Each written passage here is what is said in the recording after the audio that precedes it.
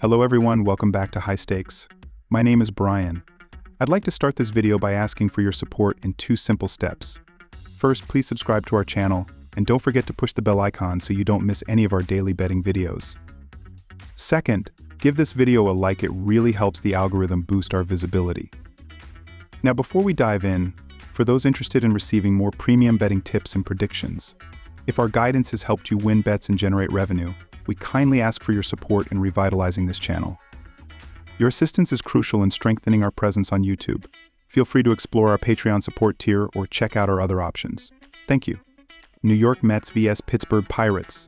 The New York Mets return to PNC Park in Pittsburgh, Pennsylvania for Game 3 of their series against the Pittsburgh Pirates.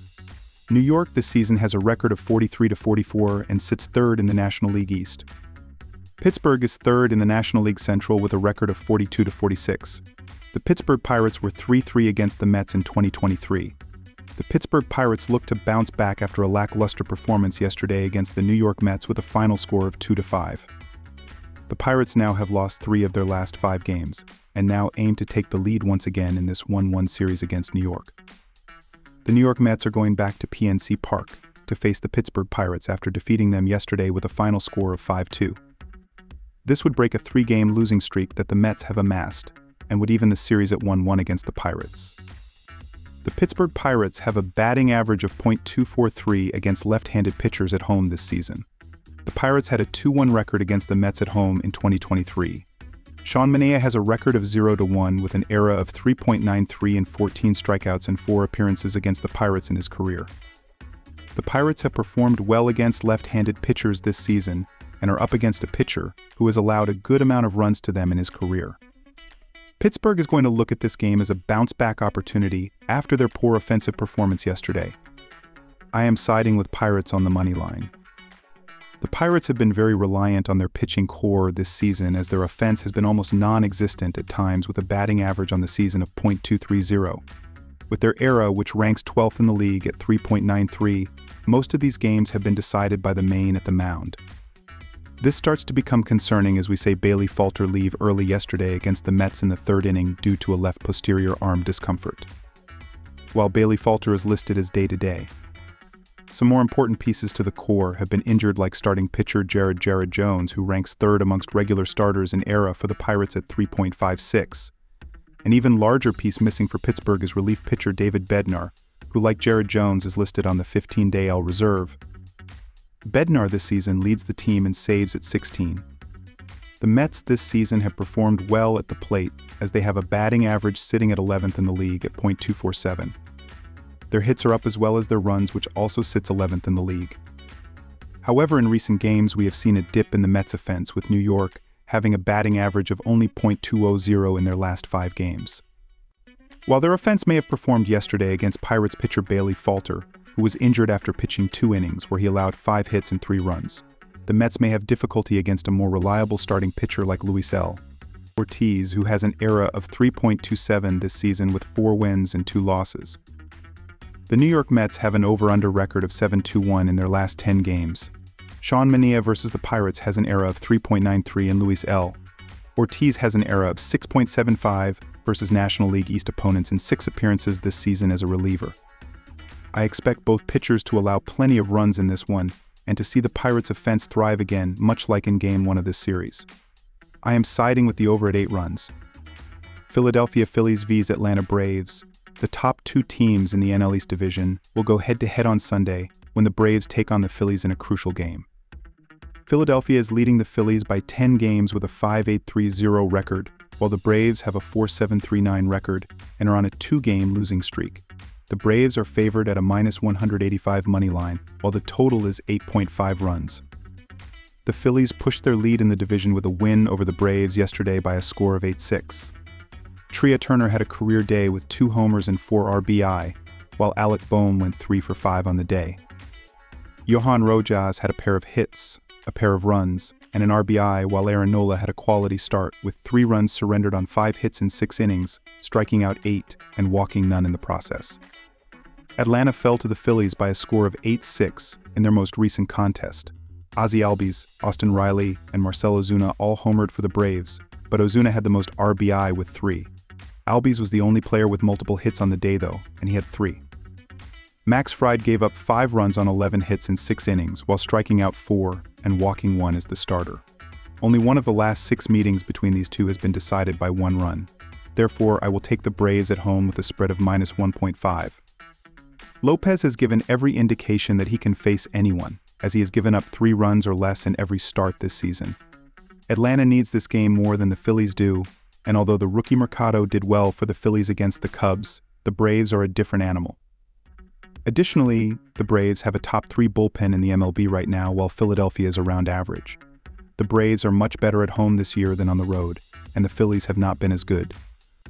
It's a risky play, but I have enough confidence in Lopez to do enough to get the job done. Go with Atlanta Braves -1.5 runs.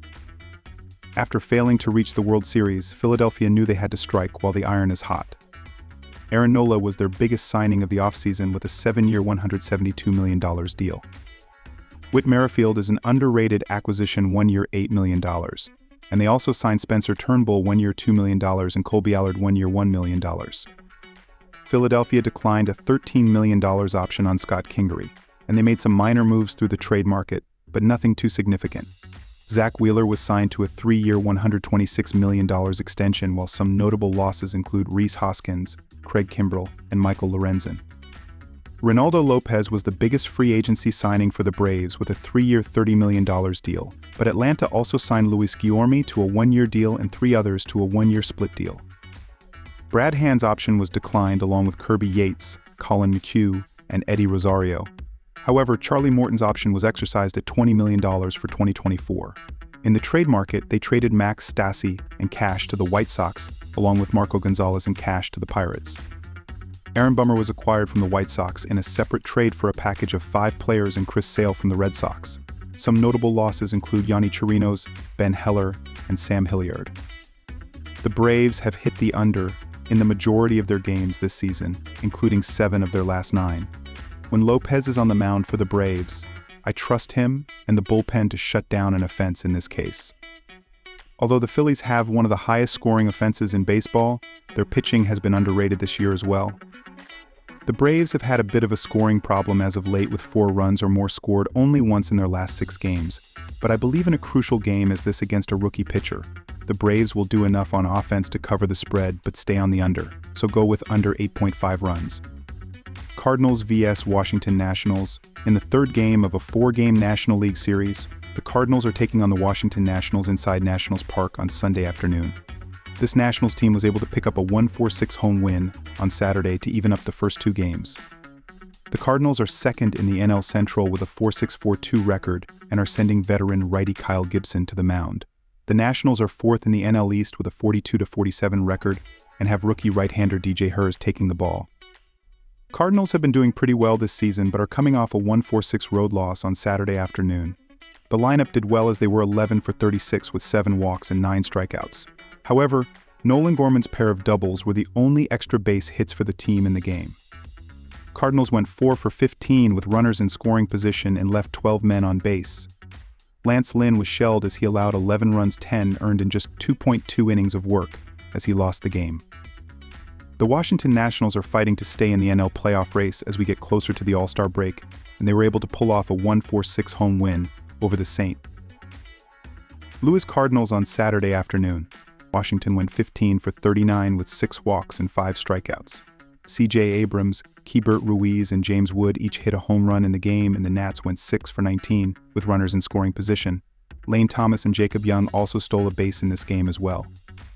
Mackenzie Gore struggled as he pitched 3.1 innings and allowed 5 runs in the no decision. The Washington Nationals just completely dominated the Cardinals on Saturday, so it is difficult to not see the ability to have a repeat performance. Kyle Gibson is struggling a bit as he has a 3.58 ERA and a 1.19 WHIP in his last 7 starts, while DJ Herz has been doing well with a 4.67 ERA in his first 6 games, including allowing 3 runs or fewer in 4 of his 6 starts thus far. Throughout the season, the ability to steal bases is critical for success, and there is a major gap as the Cards are 18th in the majors with 52 stolen bases on 67 tries, while the Nationals are 3rd with 119 stolen bases while being caught 43 times.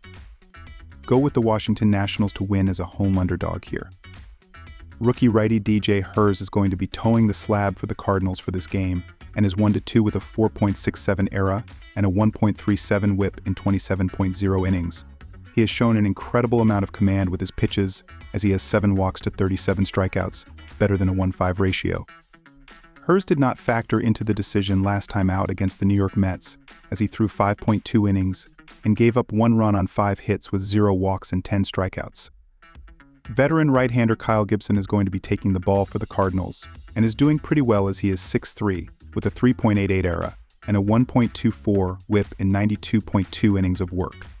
He has done an outstanding job in terms of limiting hits against him as he has a .229 opponent batting average. Gibson is coming off a victory against the Pittsburgh Pirates as he pitched 5 innings and allowed 4 runs on 5 hits with 1 walk and 8 strikeouts. Neither team has been able to hit too well with runners in scoring position throughout the season as St. Louis is 29th in the sport with a .643 team ops in those situations, while Washington is 14th with a .758 team ops so far this season. These bullpens have been doing well at limiting runs as the Cardinals are 5th with a 3.47 reliever ERA, while the Nats are 18th with a 4.07 bullpen ERA so far this season. Go with under 9 runs in this game as the better option.